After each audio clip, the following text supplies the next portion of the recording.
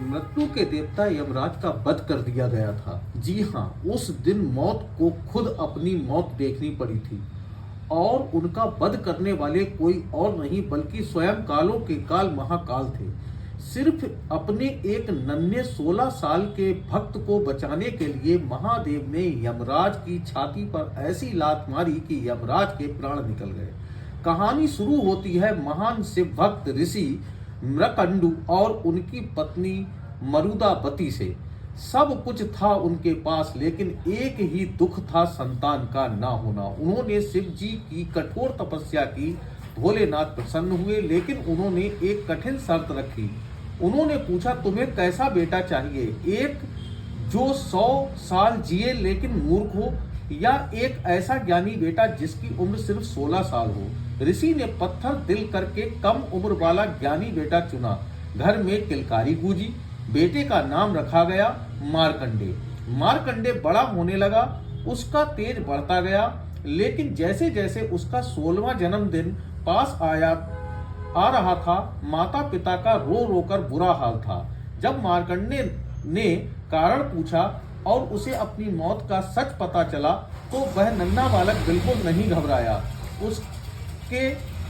उसने कहा, मैं उन महाकाल की शरण में जाऊंगा जो मौत को भी बदल सकते हैं। वह घर छोड़कर एक पवित्र और सुंदर नदी के किनारे आ गया।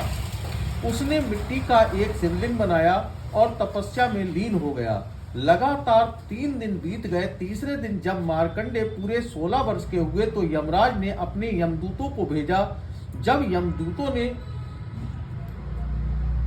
यमदूतों ने उसे छुआ तो मार्कंडे के तेज ने उन्हें रोक दिया। हार मानकर वह भाग खड़े हुए। अब यमराज का गुस्सा फूट पड़ा।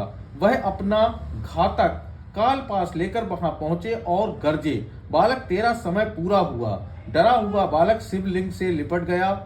यमराज ने अपना फंदा फेंका। यही उनसे सबसे बड़ी गलती हो गई। वह फंदा बालक के साथ साथ स्वयं शिवलिंग पर भी जा कसा। उन्होंने अनजाने में महाकाल को बांधने की कोशिश की, तभी जोरदार धमाका हुआ। शिवलिंग फटा और कालों के महाकाल प्रकट हुए। उन्होंने गरज कर कहा, मूर्ख, तूने मेरे भक्त पर वार करने की हिम्मत कैसे की? महाकाल ने एक जोरदार लात यमराज की छाती पर मारी और त्रिशूल से वहां यमराज का वध कर दिया। उस पल दुनिया से मौत खत्म हो गई। मार्कंडे जी को शिवजी ने अमर होने का वरदान दिया। बाद में सृष्टि का संतुलन ना बिगड़े।